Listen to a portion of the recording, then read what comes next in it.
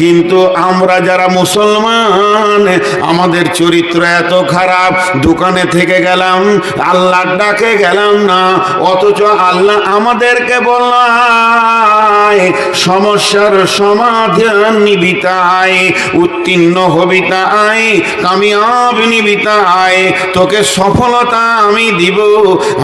আল্লাহ ডাকছে, আল্লাহকে উপেক্ষা করে আমরা পৃথিবীর রাজনৈতিক দলের কাছে চোখের পানি ফেলছে। ওই পানিটা একবার মসজিদে ফেলো, বিশ্বটাকে আল্লাহ চেঞ্জ করে দেবে। কোরআনে আল্লাহ বলেছেন, এর জন্য বলছে মুসলমান তোমাদের কামিয়াবি তো নিতেই হবে।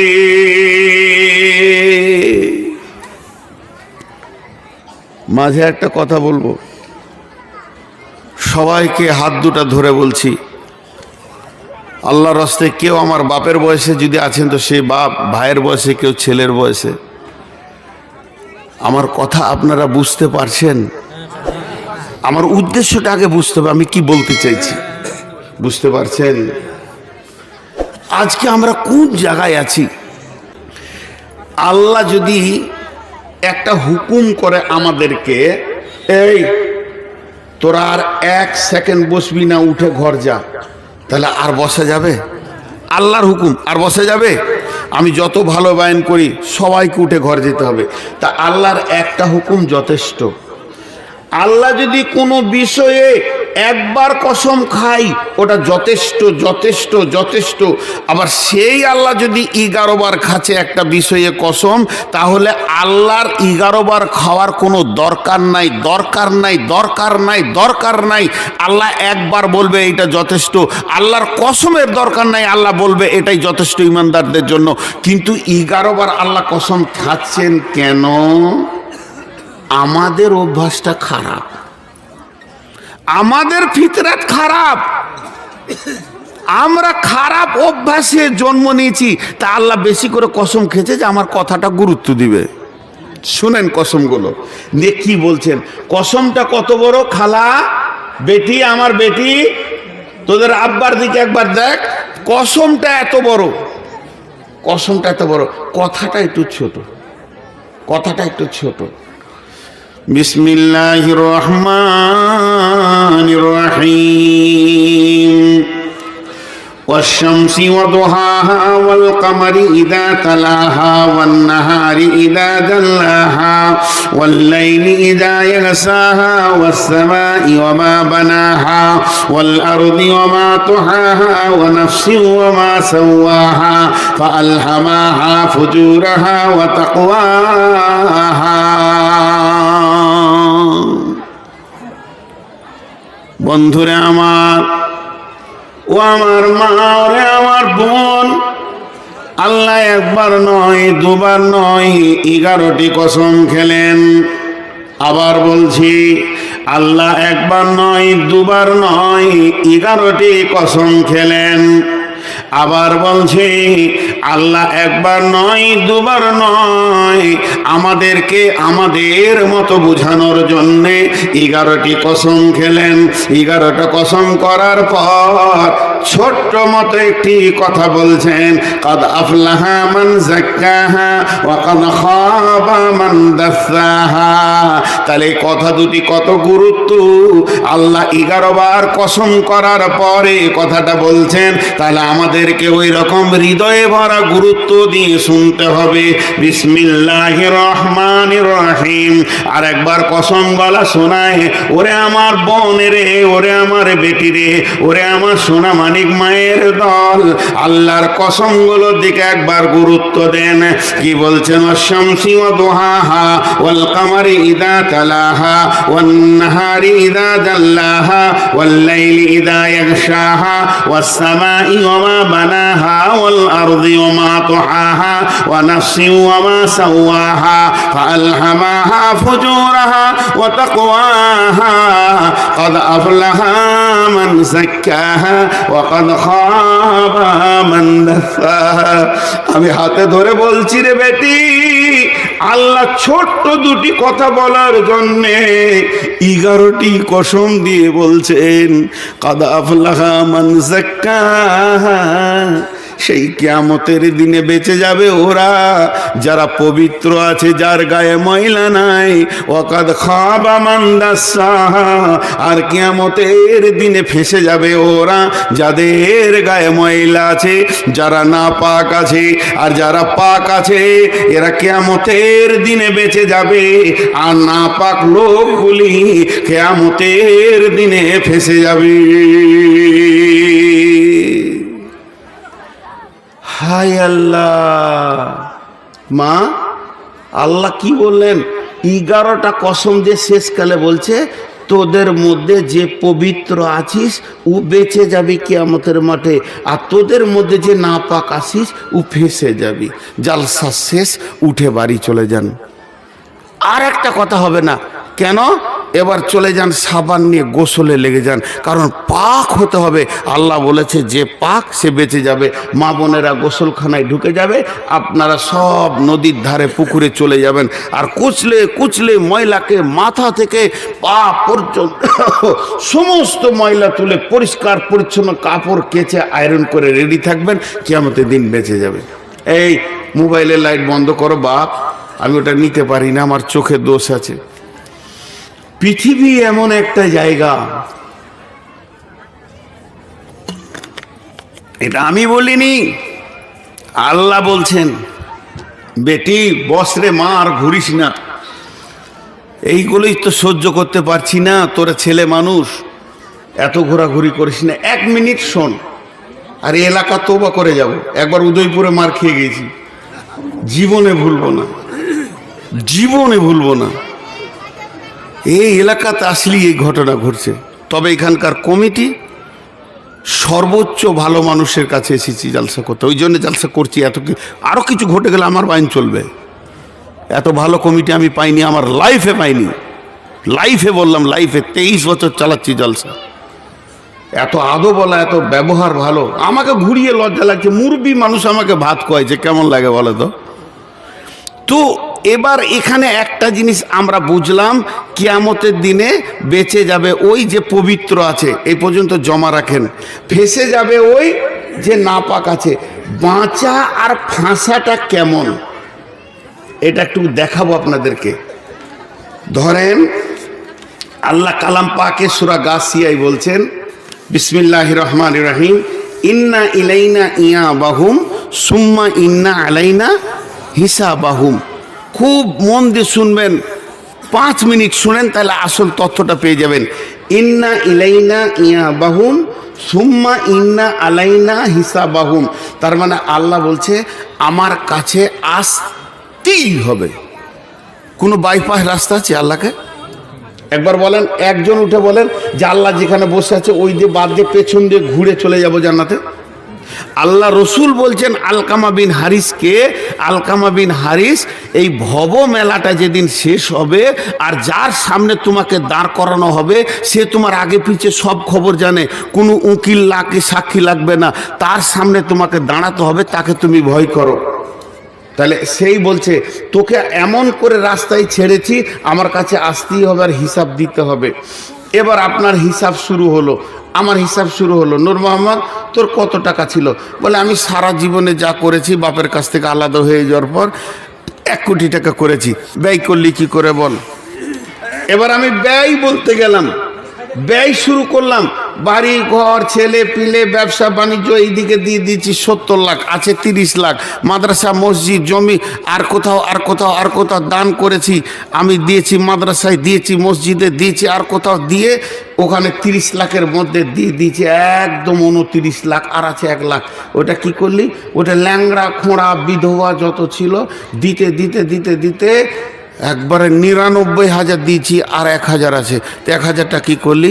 হোটেলে খেলাম, তো নিয়ে নিলে ওখানে 4-5 জন 7 জন ছিলাম, তো 950 টাকার 50 টাকা ছিল। আল্লাহ বলেনি কেন? আল্লাহ কেন শব্দ এখনো ব্যবহার করেনি। চল চল চল, এগিয়ে যা এগিয়ে যা এগিয়ে যা, ঠিক আছে ঠিক আছে। মানে আমার হিসাবটা আল্লাহর মন মতো হচ্ছে। যে শেষকালে বলছে 50 টাকা কী করলি? বলে ভাত খেয়ে বেরিয়েছি, তো ল্যাংড়া এলো 1-2টা খোঁড়া, ওদেরকে 20 টাকা করে দিয়ে দিলাম, আর 10 টাকা আছে। এবার কি করলি? রাস্তায় দিয়েছিলাম, ওই পুজোওয়ালারা চাঁদা চাইছে, 10 টাকা দিলাম। আল্লাহ বলছে কেন? বাস ফেঁসে গেল। 10 টাকায় ভেসে গেল 1 কোটিতে। এইটা একটা গেল। এবার জীবনের হিসাব, তুই কতদিন বেঁচে ছিলি জানিস? 63 বছর 8 মাস 13 দিন 1 সপ্তাহ 12 ঘন্টা 15 মিনিট 3 সেকেন্ড। আল্লাহ বলছে এতদিন তোকে সময় দিয়েছিলাম। টোটাল কত সেকেন্ড হয়েছে তুই ভাব। আল্লাহ বলে দিল তোর এত সেকেন্ড তুই দুনিয়াতে ছিলি, ঘুমিয়েছিস এত সেকেন্ড দুনিয়া করেছিস। এবারে তুই কি করেছিস বল? একবার খালি আল্লাহ বলছে 31শে ডিসেম্বর কি করেছিস বল, একটা দিন। ও শুরু করলো যে আসর পর থেকে কি করেছিস সেটা বল। আসরের পরে বাঁশকুড়ি জালসায় গিয়েছিলাম, ও বেশ। তারপরে বাদাম টাদাম খেলাম, ঘুরছি, এখনো বক্তা উঠে নেই। বক্তা উঠলো, প্রধান বক্তা উঠলো, বসলাম, বায়ান শুনলাম। বায়ান শুনে তো ভালো, চল চল চল। আল্লাহ বলছে তুই বায়ান শুনেছিস, কোরআন হাদিস শুনেছিস, ভালো কাজে লাগিয়েছিস। এই করতে বলতে বায়ান যখন শেষ হলো, বাড়ি যাব তো চায়ের দোকানে বসলাম। যে চায়ের দোকানে বসে গল্প করতে করতে একজনের গীবত শুরু করলাম। তা আল্লাহ বলছে কেন করলি বল? ফেঁসে গেল। এবার ফাঁসাটা কেমন? এই দুনিয়াতে যদি বাসের অ্যাক্সিডেন্ট হয়, বিপদে পড়বে 50 জন আর ছুটে যাবে 500 জন। ওরে ওরে ওরে ওরে ধর ধর ধর ধর ধর, উদ্ধার কর। ঠিক না ভুল? ট্রেনের অ্যাক্সিডেন্ট হলে 2000 লোক বিপদে পড়বে, 20,000 লোক দৌড়বে, ধর ধর ধর, উদ্ধার কর। আমার গাড়িটা এখানে উঠতে পারছে না কোনো কারণে, ইঞ্জিন কমজোর হয়ে গেছে। অন্তত 5টা যুবক বলে দে, ঠেলে দেখে, তুলে দে। তার মানে দুনিয়াতে সাহায্যকারী পাওয়া যাবে। আর কিয়ামতের দিনটা কেমন? লা তামলিকু নাফসুন লিনাফসিন শাইআ ওয়াল আমরু ইয়াওমা ইদিল লিল্লাহ। ওই দিনটা এমন দিন হবে যে ফেঁসে যাবে তাকে নিজেই উদ্ধার হতে হবে। কেউ কাউকে দেখবে না, মা বেটাকে দেখবে না, বেটা মাকে দেখবে না, স্বামী স্ত্রী কেউ কাউকে দেখবে না। ইয়াওমা ইয়াফিরুল মারউ মিন আখিহি ওয়া উম্মিহি ওয়া আবিহি ওয়া সাহিবাতিহি ওয়া বানিহি। ও আমার মা বোন রে, সেই দিন যে ফেঁসে যাবে আর মনে মনে আশা করবে আর 5 জন এসে আমাকে উদ্ধার করে দে, কেউ করবে না, নফসি নফসি করবে। ইব্রাহিম নবী নিজের মুখে বলবে আল্লাহ আমি আমার বিবির জন্য বলিনি, আমি আমার সন্তানের জন্য বলিনি, আমি শুধু বলছি আল্লাহ তুমি আমাকেই বাঁচাও। তাহলে সেই দিন কেউ কারো দেখবে না। সেই আল্লাহ বলছেন কদ আফলাহা মান যাক্কাহা। ওই দিন বেঁচে যাবে কে? যে পবিত্র থাকবে, যার গায়ে ময়লা থাকবে না। ওয়া কদ খাবা মান দাসাহা। আর ফেঁসে যাবে কে? কার চাকা চলবে না। ফেঁসে যাওয়া মানে জাহান্নাম, আর বেঁচে যাওয়া মানে হচ্ছে জান্নাত। সেই দিনে সাকসেস হবে কে? সেই দিনে টাকা আপনার কিনা, সেই দিনে সফল হবে কে? সফল কাম হবে ওরাই যারা পবিত্র থাকবে, আর যে নাপাক থাকবে ফেঁসে যাবে। আল্লাহ সূরা আলার ভিতরে বলছেন কদ আফলাহা মান তাযাক্কা। ওই লোক যে পবিত্রতা হাসিল করেছে সে কিয়ামতের দিন বেঁচে যাবে। আমার বক্তব্য শেষ। এখন আমি আপনাদেরকে ডিরেকশন দিচ্ছি, শেষ কথা, গোসল করেন আর ময়লা তুলেন। তাই কি না? আম্মা জান আয়েশা বলছেন আল্লাহ রসুলকে, মা মেয়েটি কে? রসুলের একমাত্র কুমারী বিবি। মেয়েটি কে? আবু বকরের বেটি। মেয়েটি কে?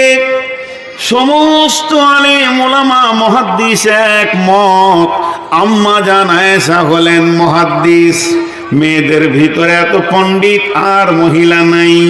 মেয়েটিকে রসুলের একমাত্র কুমারী বেগম। শুধু তাই নয়, আমাদেরকে সারা বিশ্ব মুসলিম জাহানের জন্য সে মা, আমাদের মা, আপনার মা, সারা পৃথিবীর মুমিনের মা, উম্মুল মুমিনিন আম্মা জান আয়েশা। এত বড় দামি মহিলা, আল্লাহ মেয়েটিকে মেয়েটি হলো দুনিয়াতি, তিনি জেনে নিয়েছেন আমি জান্নাতি। জান্নাতি ঘোষণা পেয়েছেন যে মেয়েটি, তার নাম আয়েশা। সে কি করে জানলো যে জান্নাতি? আল্লাহর নবী বলছেন, আয়েশা রে, আমি জানতে পেরেছি আল্লাহর তরফ থেকে তুমি আমার দুনিয়াতে বিবি, তুমি আমার জান্নাতেও বিবি।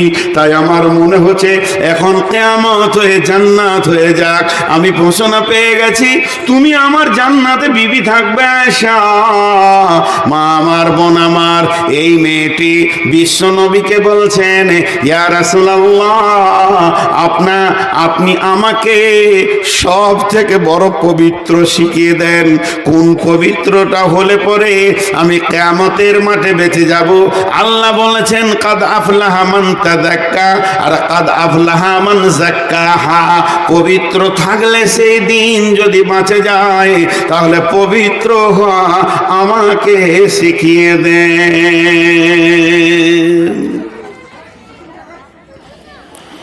ইয়া রাসূলুল্লাহ, আমাকে পবিত্র হওয়া শিখিয়ে দেন। তো নবীজি কি বলছেন? আম্মাজান আয়েশাকে শুনেন, রসুলের কথাটা শুনবেন তবেই তো কমপ্লিট। আম্মাজান আয়েশার কথাটা তো প্রশ্ন, আমাকে পবিত্র হওয়া শিখিয়ে দেন। নবীজি বলছেন, আয়েশা, সব থেকে বড় পবিত্র হলো হালাল খাওয়া। একটা দানা যেন হারাম না ঢুকে, এর থেকে বড় পবিত্র আর কিছু নাই। মা বোন, মেয়েদের জন্য এটা আসান। একজন মুফাসসির বলেছেন কোনো মেয়ে হারাম খায় না, কিন্তু এখন হারাম হয়ে যাচ্ছে, কারণ ইনকামের দায়িত্ব তো পুরুষের। হারাম যদি ঘরে ঢুকে তো পুরুষের মাধ্যমে ঢুকবে, মেয়েদের মাধ্যমে ঢুকবে না, চিন্তা করলেন। কিন্তু মেয়েরা এখন গ্রুপ করছে, ব্রাকে চলে গেছে, নানা রকম সুদের বিজনেসে নেমে গেছে বলে হারামখোর। তাছাড়া মেয়েরা হারামখোর নয়। ওই জন্য একজন মুফাসসির বলেছেন, যদি তুমি কারো কাছে দোয়া চাও, কোনো মৌলবীর কাছে দোয়া চাইতে যেও না। ঠিক আছে কিনা, ও হারাম খাই না হালাল খাই, দোয়া কবুল হবে কিনা? মেয়েদের কাছে দোয়া চাও, কবুল হবে। ওরা হারাম খো, হালাল খো। স্বামী সুদ খায়, এর জন্য ওর গুনাহ নেই। স্বামীর জোয়ারি, এর জন্য ওর গুনাহ নেই। নবীজি বললেন, আয়েশা, সব থেকে বড় পবিত্র হচ্ছে হালাল রুজি। ধ্যান দেন বন্ধু আমার, মা আমার, বোন আমার, সব থেকে বড় পবিত্র হচ্ছে হালাল রুজি। হারাম রুজি কত খতরনাক। আমি নূর মোহাম্মদের গায়ে যদি কুত্তাতে পেশাব করে দেয়, শুকরের পায়খানা লেগে যায়, কিংবা পেশাব পায়খানাই যদি আমার গায়ে কেউ ছিটিয়ে দেয়, আমি সাবান দিয়ে গোসল করে নিব, সুন্দর করে জামা কাপড় কেচে নিব, আমি পবিত্র হয়ে যাব, আমি আর না পাক নাই। কিংবা স্বামী স্ত্রী মিলন ঘটে গেছে, মেয়েদের মেন্স হয়ে গেছে, ফরজ গোসল করে নাও, তুমি পবিত্র হয়ে গেলে, তোমাকে আর কেউ না পাক বলবে না। তবে যদি একটা দানা, তবে যদি একটা দানা, তবে যদি একটা ভাত, তবে যদি একটা মুড়ি, তবে যদি রাস্তায় চলতে চলতে বিনা কারণে কার জমি থেকে একটা ধান তুলে টুঙে নিলেন, বললেন না এই হারামটা যে পেটে ঢুকে গেল। কারো জমি থেকে একটা মটরের ছিমড়ে তুলে নিলেন, একটা মটরের সুটি তুলে নিলেন, ছোলার সুটি তুলে নিলেন, বিনা কারণে পরের গাছের একটা আমকে খেয়ে নিলেন, এই যে হারামটা পেটে ঢুকে গেল। ওই লোকটাকে যদি পবিত্র করার জন্যে 7 সমুদ্রের পানিতে ডুবানো হয়, ওই লোকটাকে যদি পবিত্র করার জন্যে সাবানের ফ্যাক্টরিতে ভরে যদি বয়লারে ঘোরানো হয়, পবিত্র হবে না, পবিত্র হবে না। ওর পবিত্র করার জন্যে কোনো পানি লাগবে না। পবিত্রের একটা জায়গা আছে, ওকে পবিত্র করা যাবে, সেটা হচ্ছে আল্লাহর জাহান্নামের আগুন। সোনার ভিতরে খাদ ঢুকে গেছে, সোনাকে কোষ্টি পাথর দিয়ে ঘষেন, সোনাকে আপনার রিঠে দিয়ে ঘষেন, সোনাকে সাবান দেন, সার্ফ দেন, আরো চকচক হবে, কিন্তু খাদ বের হবে না। খাদ বের করতে গেলে আগুনে এসিডে পুড়িয়ে খাদ বের করতে হবে। ওই হারামখোরকে পবিত্র করতে গেলে সে যদি নামাজি হয়, পরেজগার হয়, তাহাজ্জুদ পড়ে, লোকের জমি থেকে ছিঁড়ে মাল মাখিয়ে নিয়েছে, লোকের পুকুরে ছিপ দিয়ে মাছ তুলে খেয়ে নিয়েছে। এই হারামখোরকে পবিত্র করার একটাই জায়গা আছে, সেই জায়গাটা নাম হচ্ছে আল্লাহর জাহান্নামের আগুন। আল্লাহর জাহান্নামের আগুন ওকে পবিত্র করবে। আল্লাহ আফসোস করেছে। ভাবিয়েন না যে আমি কাউকে সামনে রেখে কথা বলছি। এই বায়ানটা এমনই, এই কথা কটা আসতো, ঝামেলাটা হয়েছে বলি নয়, এই কথা কটা আসতো, আগে বলে নিছি। নরমাল যদি বায়ান হতো তো কথা কটা আসতো, আমি বলতে বাধ্য। সামনে আর একটা আয়াতকে বুঝাতে গেলে ওই কথাগুলো বলতে হবে। আল্লাহ আবার 4টা কসম খেয়েছেন। আল্লাহর কসমগুলো গুরুত্ব দেন। কি কসম খেয়েছেন এখানে আলেম ওলামা আছেন, বুঝে নেবেন। বিসমিল্লাহির রহমানির রহিম। ওয়াল ফাজরি ওয়া লায়ালিন আশরি ওয়াস সাফি ওয়াল ওয়াতরি ওয়াল লাইলি ইযা ইয়াসরি। মা বোন, আপনারা যদি আজকে 2 মিনিট কথা না বলেন তো হবে না। তাই হয়, কতদিন পর দেখা পেয়েছি। ওয়াল ফাজরি ওয়া লায়ালিন আশরি ওয়াস শাফি ওয়াল ওয়াতরি ওয়াল লাইলি ইযা ইয়াসরি ইয়াসরি হাল ফি যালিকা কাসামুল লিযি হিজরি। আহা, আমার ইমান কম বলি এখনো চেয়ারে বসে আছি। আমি বেঈমান বসে আছি চেয়ারে, মুনাফেকের হালাতে বসে আছি।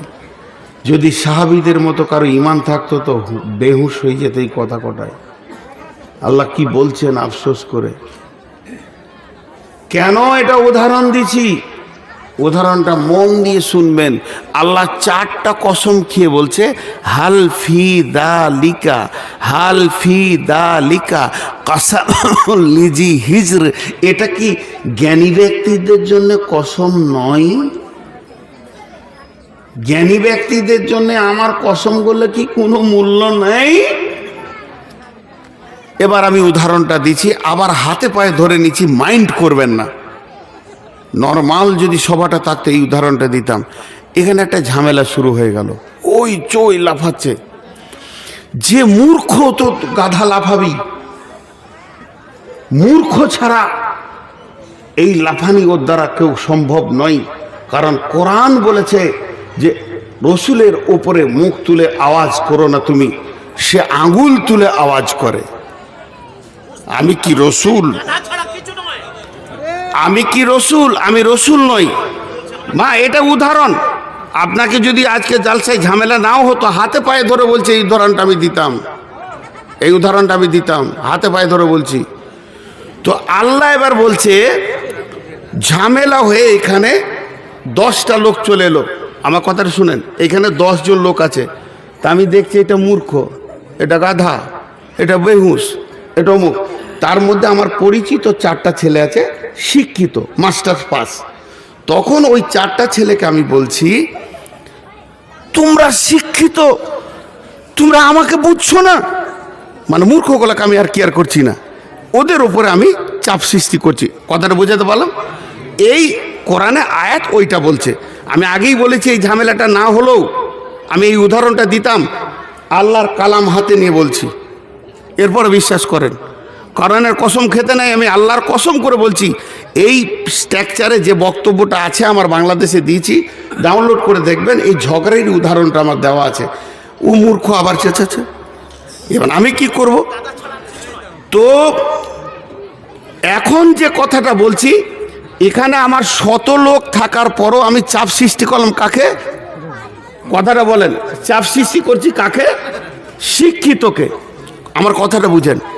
তাহলে হিজর, হিজর মানে হচ্ছে বিবেকবান। আমার সঙ্গে কথা বলেন আপনারা, নাহলে অন্যদিকে চলে যাচ্ছে আমার মনটা। হাল ফি যালিকা কাসামুল লিযি হিজর, এইগুলো কি আমার কসম আল্লাহ বলছে বিবেকবানদের জন্য নয়?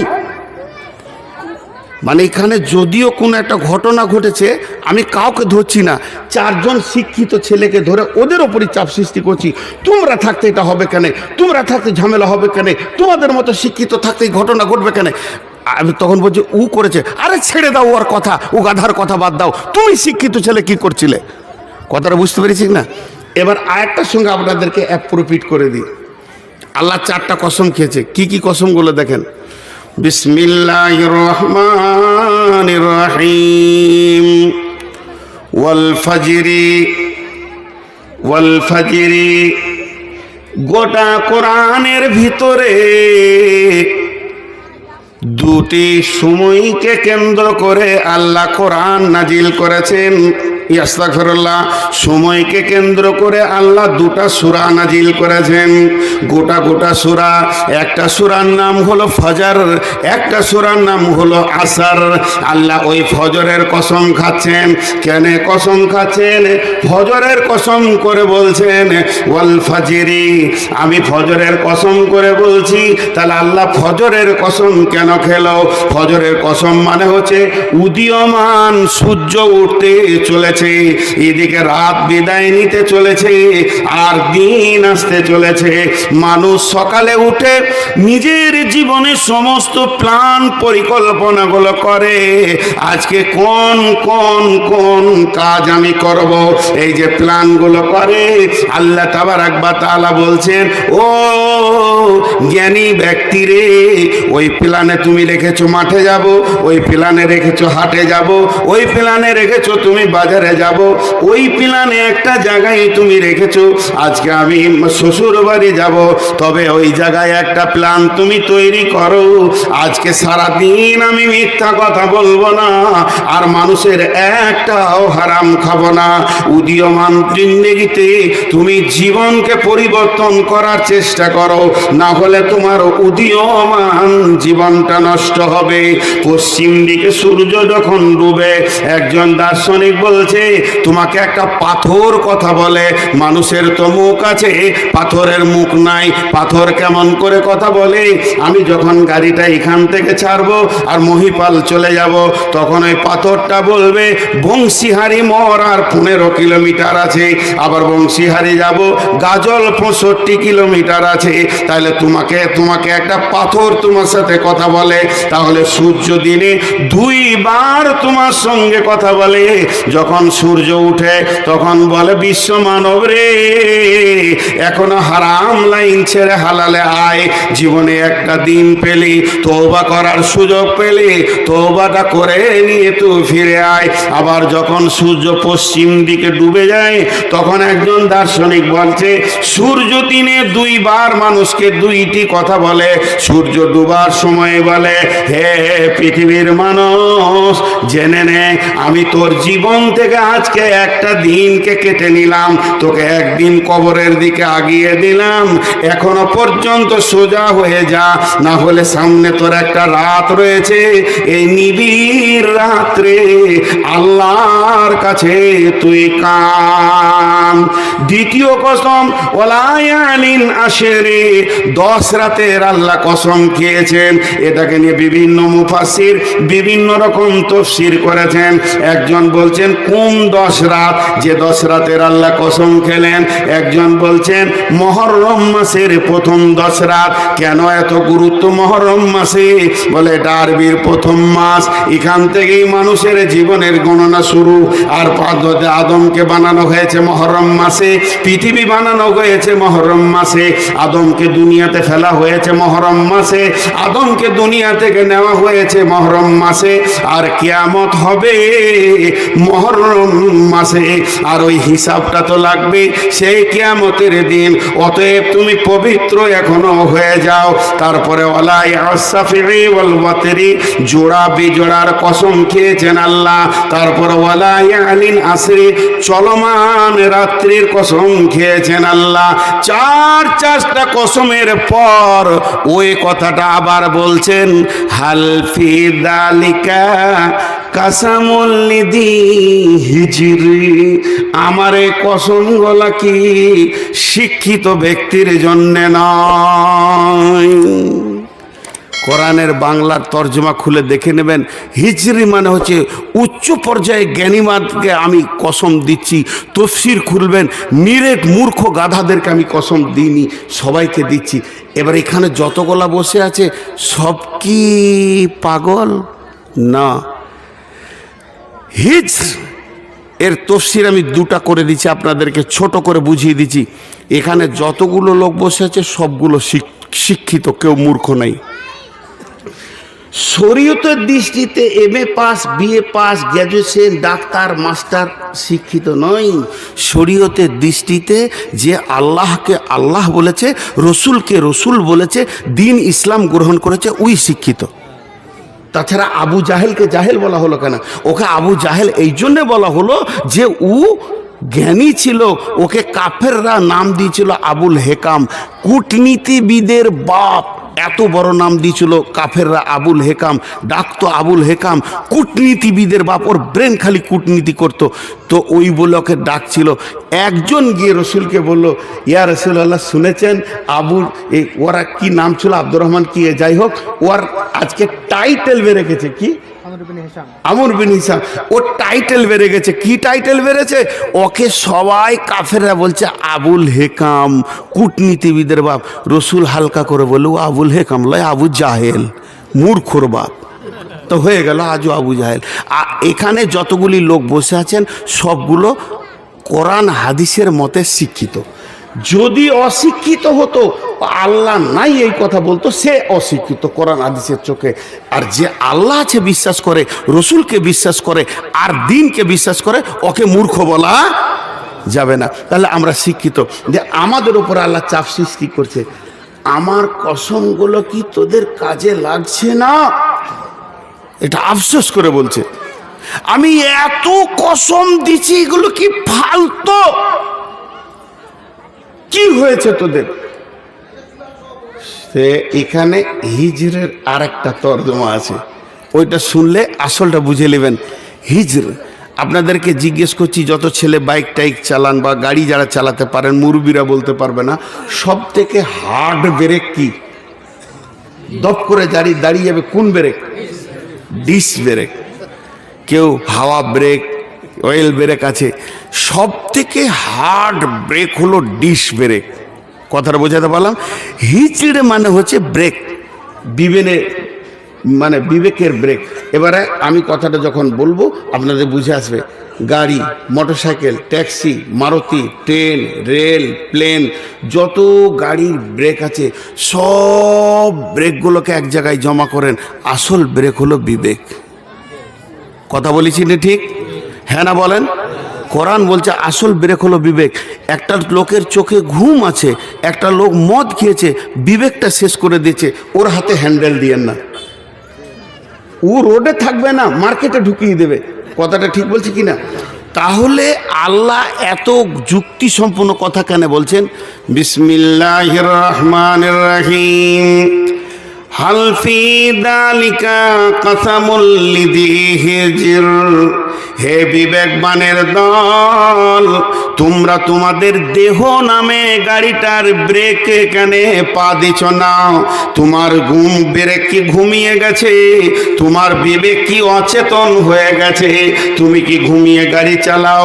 এখন মার করে একটা ট্রাক যাবে রোডের উপরে, তা না গিয়ে একবারে সবজি মার্কেটে সকালে ঢুকিয়ে দিয়েছে, 200-500 জনকে তুমি মেরে দিলে। তোমার বিবেকের চেতনা এখনো খুলবে না, তোমার ঘুম কি এখনো ভাঙবে না? এর মানে হচ্ছে আল্লাহ বলছে, তোর কাছে রয়েছে মসজিদ, তোর কাছে রয়েছে মাদ্রাসা, ভালো ভালো রাস্তা রয়েছে, কোরআনের দেওয়া সুন্দর রাস্তা রয়েছে, এখনো কি তুই রাস্তায় চলতে মন যায় না? এখনো কি সুদ, জুয়া, বাটপারি, মদ, গাঁজা, দাড়ি, গুল, গোরাকুর, জর্দা, হারামের ময়দানে তুই গাড়ি চালাচ্ছিস? কেমন করে তুই পবিত্র থাকবি বল? তোর বিবেকের চেতনাটা কখন খুলবে? কখন তুই ব্রেক করবি? আর ওই হারাম নামে মার্কেট থেকে নিজেকে বের করে কখন তুই হালালের জায়গায় নিয়ে যাবি? কথাটা বুঝতে পেরেছেন আমি কি বললাম? আর একবার হ্যাঁ না বলেন, বুঝতে পেরেছেন? আল্লাহ বলছে তোর ব্রেকটা কি এখনো সোজা হবে না?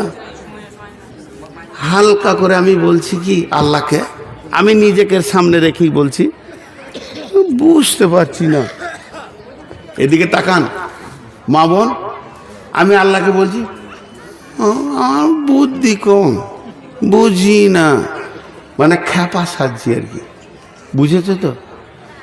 এই আজকের মহফিলে, আমি বাইরের কথা বলবো না, যত কটা লোক বসে আছেন আজকের মহফিলে, এই 31 তারিখের ডিসেম্বরে 25 সালের এই বাসকুরির মহফিলে কোন লোকটাকে খ্যাপা মনে হচ্ছে বলেন? একটা লোককে তুলেন। কোন লোকটাকে আপনাদেরকে পাগল মনে হচ্ছে একটাকে তুলেন। ওর হাতে 200 টাকা দিব, দিয়ে বলবো 1 কেজি আপেল কিনে নিয়ে এসো। ও যখন আপেলের দোকানে গিয়ে বলবে আপেলের দাম কত জি, যেটাকে আপনারা খ্যাপা মনে করছেন ওর কথা বলছি, দোকানদার বলবে 80 টাকা কেজি। বলে 2 কেজি নেবো, আর কম হবে না? আচ্ছা যাও তুমি 70 করে দেবে, 140 দেবে, 30 লাও। একটা দাম হলো। আপেলওয়ালা দাঁড়িতে যখন আপেল চাপাচ্ছে, তা একটা আপেল পচা লয়, ও আস্তে আস্তে পেটিতে ধাক্কা লেগে একটু কালো হয়ে আছে, ওইটাকে চাপিয়েছে। ও কি বলবে? নামা, বলবে কি না? আল্লাহ বলছে এটা তোর বুঝে এলো যে এটা খারাপ, আর গাঁজা খারাপ এটা বুঝে আসছে না? আমাকে পাগলা বানাচ্ছিস? তুই যখন মার্কেটে মাল কিনতে যাস তখন খারাপ ভালোটা, এটা পচা, এটা দাগ, তোমাকে টাকা দিব, দাগ মাল কেনে নিব। এদিকে তোমার হুঁশ আছে, আর আজান হলে মসজিদে যেতে হবে, তখন তুমি খ্যাপা বানছো। এর জন্য আল্লাহ বলছেন قد أفلح من تزكى وذكر وقد أفلح من زكاها وقد خاب من دساها। যে পৃথিবীতে পবিত্র থাকবে, হারাম থেকে নিয়ে নিজেকে বাঁচাবে, বিবেক নামে একটা ব্রেক আছে, ওই ব্রেকটাকে সে করবে, হারামের দিকে আগাবে না আর ব্রেককে ঢিল করবে না, ওই লোকটা কিয়ামতের দিন বেঁচে যাবে।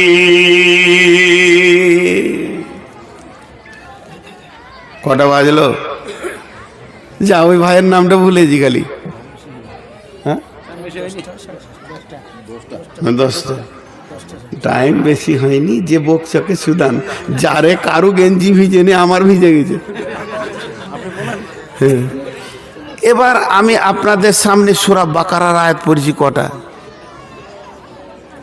আয়াতগুলো শুনেন আর আমার হাতের দিকে তাকান। বিসমিল্লাহির রহমানির রহিম। আলিফ লাম মিম। যালিকাল কিতাবু লা রাইবা ফীহি হুদাল লিল মুত্তাকিন الذين يؤمنون بالغيب ويقيمون الصلاة ومما رزقناهم ينفقون والذين يؤمنون بما أنزل إليك وما أنزل من قبلك وبالآخرة هم يوقنون। আল্লাহ একটা কথা বললেন, মা বোন, আল্লাহ 8টা কথা বললেন। এই 8টা কথা শুনে নিতে হবে আপনাদেরকে। 8টা কথা বলার পর আল্লাহ কি বলছেন? আমার সঙ্গে মনে মনে ধীরে ধীরে যাদের মুখস্থ আছে পড়বেন। 8টা কথা বলার পর আল্লাহ কি বলছেন এটা সবাই ধীরে ধীরে পড়বেন, মুখস্থ আছে সবারই। উলাইকা আলা হুদাম মির রাব্বিহিম ওয়া উলাইকা হুমুল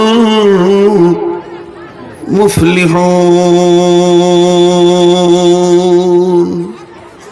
প্রথমে আমি একটা কথা বলেছি, গোটা দুনিয়ার লোক যদি বলে নূর মোহাম্মদ তুই দামি, আল্লাহ যদি বলে তুই শুকর কুকুরের থেকে খারাপ, ওইটাই ঠিক। আর গোটা দুনিয়ার লোক যদি বলে তুই শুয়োর কুকুর গাধা, আল্লাহ যদি বলে না তুই আমার কাছে আমার বান্দা, তা ওইটাই ঠিক। তা আল্লাহ বলছেন, এটা কোনো মানুষ বলেননি, কোনো নবী বলেননি, একদম স্বয়ং আল্লাহ যার ভিতরে 8টা গুণ আছে ওকে বলছেন উলাইকা আলা হুদাম মির রাব্বিহিম ওয়া উলাইকা হুমুল মুফলিহুন।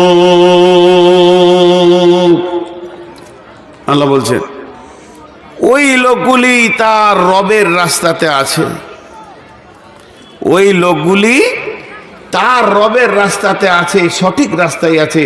আর এরাই সফল কাম হবে, সেদিন ফাঁসবে না। যে 8টা গুণ যার ভিতরে থাকবে, এই 8টা গুণ আপনাদেরকে আমি শোনাবো। ওই যে ওই ভাইয়ের নামটা ভুলেছি, বলেন গো, হারুন রশিদ। হারুন রশিদ ভাই কই কই যায়? হ্যাঁ দেখো, বাদশাহ হারুন রশিদ। তো বাদশাহ মানুষ হলে যা হয়। এখানে আছেন আপনারা, কিন্তু একজনও উঠবেন না। উঠবেন? এই 8টা শুনবেন না? দেখেন, আজকে আমার কষ্ট হচ্ছে বায়ান করতে, তাও করছি। কেন? বহুদিন পরে এই এলাকায় এসেছি।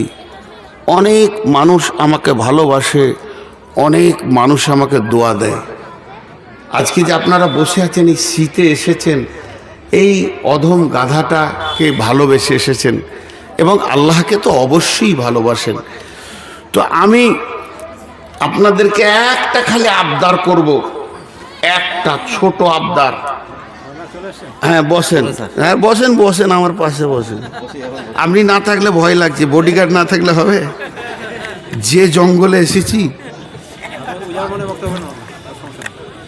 আপনাদের কি বায়ান শুনে মনে হচ্ছে যে আমি ভয়ে ভয়ে কথা বলছি? আমার বাড়ি ভারতবর্ষ, এটা বাংলাদেশ নয়। আমারও ব্যালট আছে, ভারতের মাটিতে আমারও ব্যালট আছে। এমনি করে ঢুকবো ব্যালটে, কাকে ভয় করব? বয়স এখন 55 দিকে ঢুকে গিয়েছে, আর ছোট ছেলে নেই যে কাউকে ভয় করব। মারবে তো মেরেই দিবে।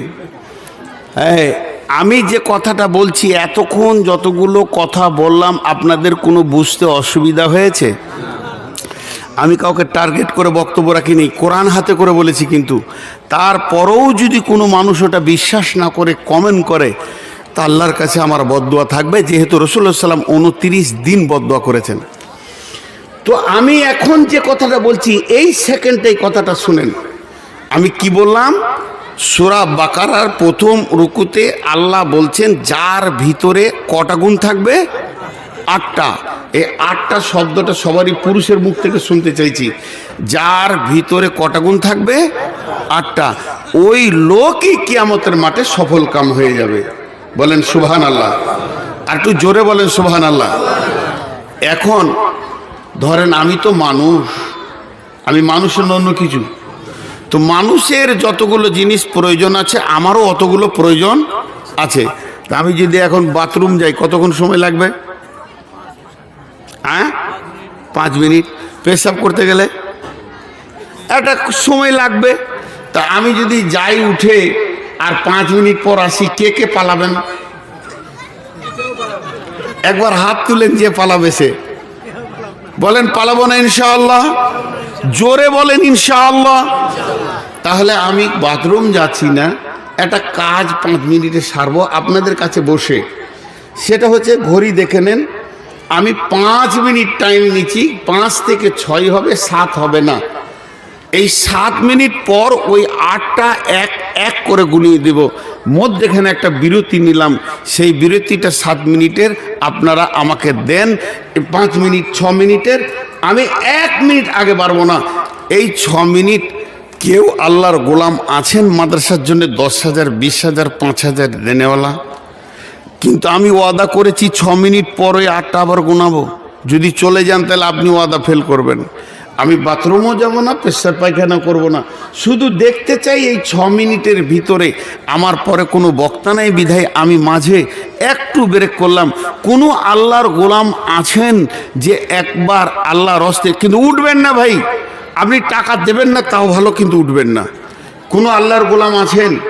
এটা 5,000, 10,000, 20,000, 50,000 ঊর্ধ্বে যত পারবেন, নিচে 1,000 বলেছি। আমার মা, আমার খালা, আমার বেটি কেউ আছে যে দিতে পারবে 1,000, 2,000, 5,000? দেন আল্লাহর রাস্তে। দেখেন আমি ঘড়ি দেখে নিয়েছি, 1 মিনিট চলে গেছে, আর 5 মিনিট আছে। 6 মিনিট বলেছি, 1 মিনিট চলে গেছে। কেউ আছেন? নামটা লেখাবেন। জি লিখেন তাড়াতাড়ি, আবার ওরা লেট করছেন কেন? বলেন, একটা বলেন। আপনি বলে দিলেই হতো, উঠে আসতে হতো না। আপনি বলে দিন। হ্যাঁ, আইনুল বাড়ি। কত? 12,000। সুবহানাল্লাহ। আমি চাইছি 5,000 দিচ্ছে, 12,000। আমি লজ্জায় পড়ে গেলাম। আচ্ছা দোয়া করব, আল্লাহ আপনার নাম কত সুন্দর, আইনুল বাড়ি, আল্লাহর চোখ, অবশ্যই দেবেন। মা বোনদের মধ্যে কেউ নাই যে 1,000, 2,000 দেবেন? আল্লাহর গোলাম আর কেউ আছেন? জি আপনি বলে দিলেই হবে, যে যিনি দেবেন আসতে হবে না, খালি বলে দেন। জি আর কেউ আছেন আল্লাহর গোলাম? জি দিনাজপুরের লোক এই দানে কেন এত কমজোর গো? দিনাজপুরের লোক গরিব নয়, কিন্তু সব ঘরে ঘরে হারভেস্টার আছে।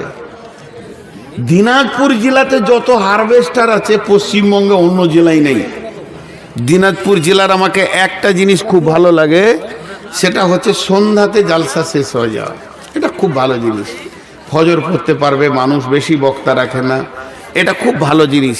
এর মতো ভালো জিনিস আর কিছু নেই। জি আর কেউ আছেন? এই আপনারা একটা কাজ করেন বাবজি, মেয়েদের ভিতরে চাদর দিয়ে দেন, দেন দেন। আর কেউ আছেন? 2,000 দেখেন, রবিউল আলম। মিনিট কত গেল দেখবেন তো, আমি আবার ভুলে যাব। মাথা মোটা তো, বুদ্ধি কম। 2 মিনিট, 3 মিনিট, তাহলে আর কম মিনিট আছে? 3 মিনিট আমাকে বলে দেবেন, আপনি দায়িত্ব দিলাম। মানে টাকার লোভে হুঁশ চলে যাবে, লুভি মানুষ তো। জি বলেন, আর কেউ আছেন? দেন দেন দেন, মাশাআল্লাহ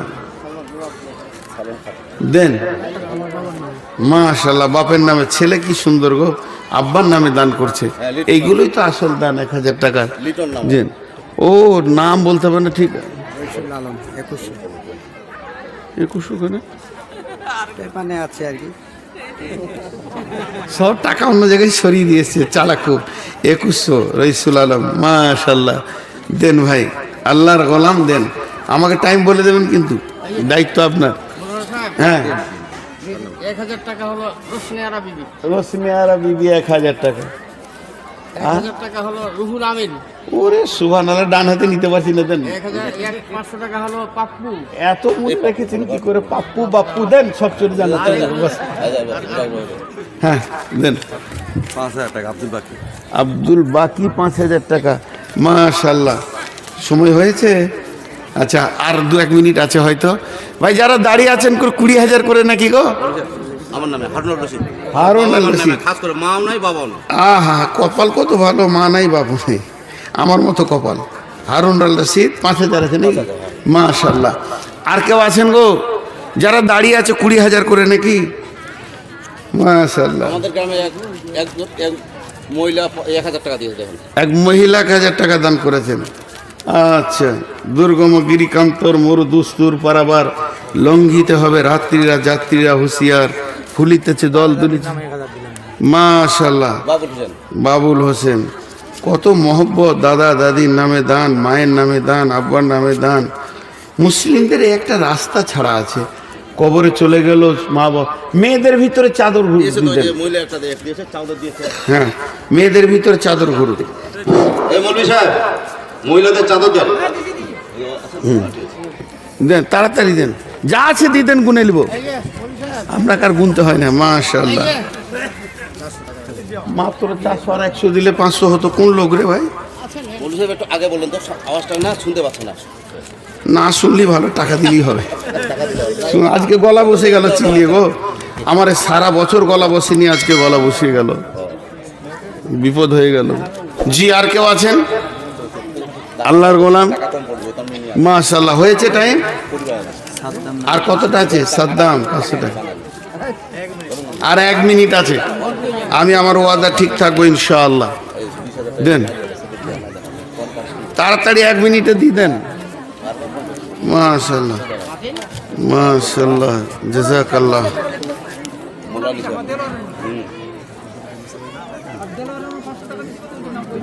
মাশাআল্লাহ। মোনালিসা পারবেন 2000 টাকা। মোনালিসা পারবেন 2000 টাকা। মাশাআল্লাহ, বেশ হয়ে গেছে মনে হয় আমার টাইম।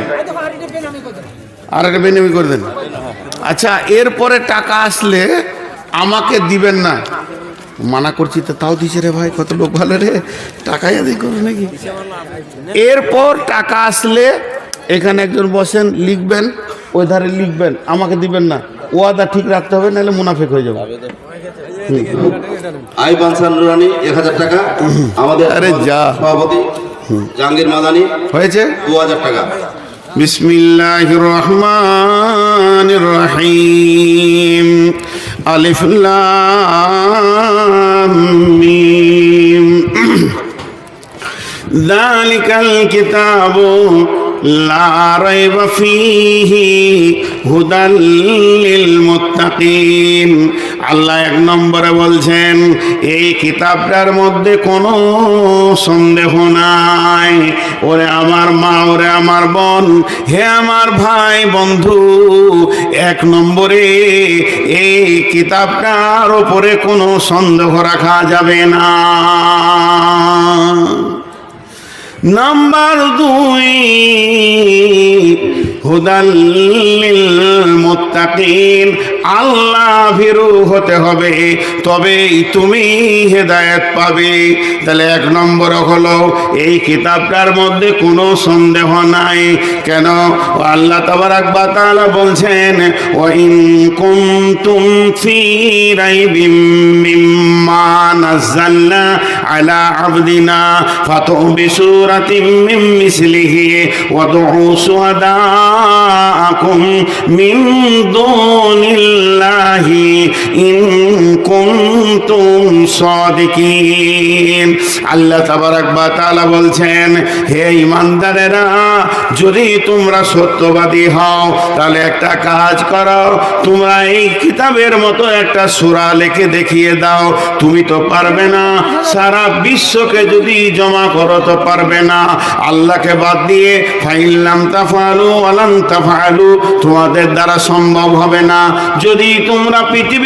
যদি তোমরা কিয়ামতের মাঠে সফল কাম হতে চাও, তাহলে 1 নম্বরে আল্লাহর কিতাবের উপরে কোনো রকম সন্দেহ রাখা যাবে না।